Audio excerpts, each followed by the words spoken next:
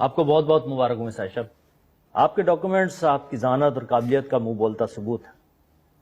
मेरी फर्म ने आपको इस जॉब के लिए सूटेबल करार दिया। Thank you so much sir. हमें खुशी होगी अगर आप हमारी ये फर्म ज्वाइन करेंगी। Sure sir.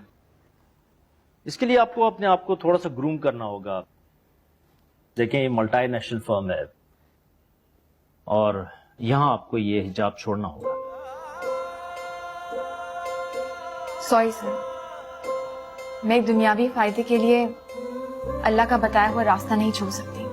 आप रियलिस्टिक होकर सोचें, आपको कहीं भी जॉब मिलेगी तो आपको ये कुर्बानी देना पड़ेगी।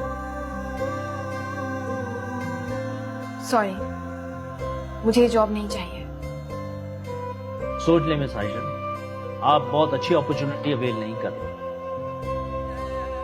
It may affect your future prospects.